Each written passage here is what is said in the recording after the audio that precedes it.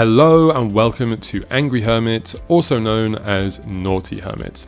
Before we get into the video, I just want to say I have been having some internet difficulties lately, meaning I will not be posting in the Facebook groups as much anymore. So if you would like to make sure you see all this content and you get the updates, please do subscribe and hit the bell icon. That would be super helpful. So thank you for all of that, and let's get into the video. So this deck works around Hermit Druid, which reveals cards from our deck until we hit a basic land, puts the land in our hand and the rest into our graveyard. But if we don't play any basic lands at all, it's just going to mill our entire deck. So milling our entire deck is going to be super useful because we can use that to reanimate a sutured ghoul, which will then exile a bunch of phyrexian dreadnoughts, making it massive.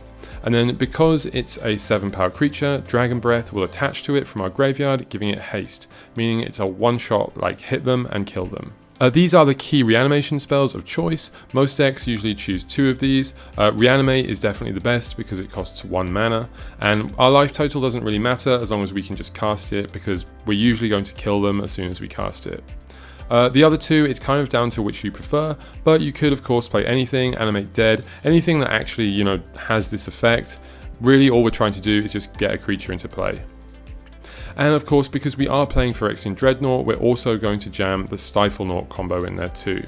So both of these blue cards, they have a similar kind of outcome, which is we play the Dreadnought, we can use these blue cards to get around its come into play effect, meaning we just have a 1 mana 12/12 trample.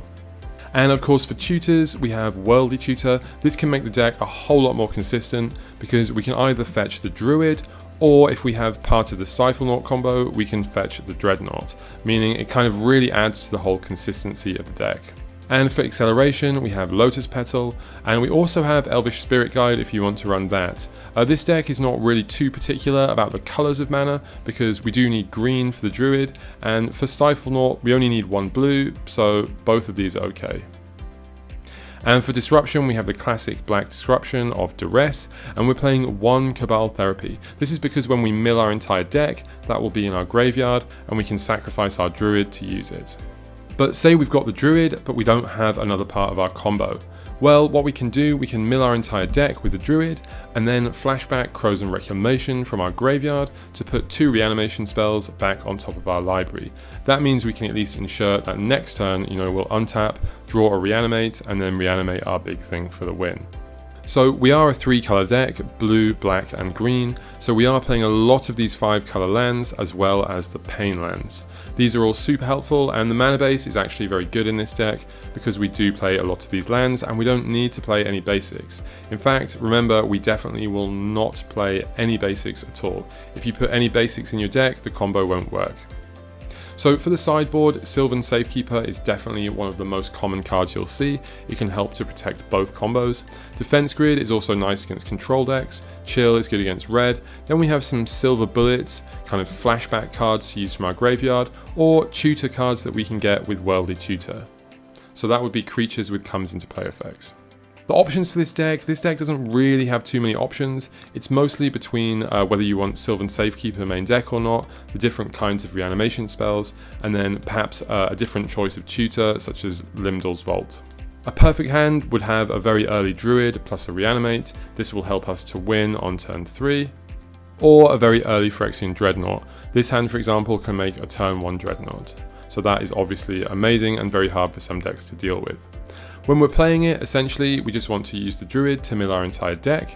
Now, this is not actually milling. What we're doing is we're revealing our deck and then putting it in our graveyard, which this has a kind of weird effect that because we're revealing it, we can actually choose the order that it goes into our graveyard, meaning we can put the Sutured Ghoul on top for any reanimation spells that require the top card to be a creature.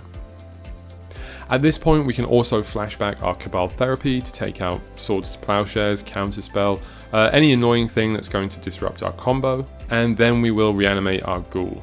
When it comes into play, we'll exile our Phyrexian Dreadnoughts, making it as big as our opponent's life total or even bigger, and because it's very big, it's 7 mana, Dragon Breath will attach to it, giving it haste, and from there it's just a matter of swinging and killing them.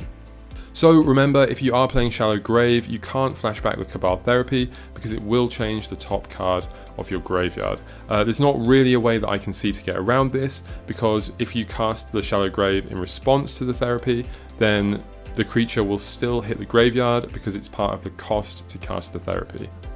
And of course the Stifle Naught combo, that just speaks for itself. It's fairly obvious when you have it. You just have 2 of the cards you need and you just play it and go for it.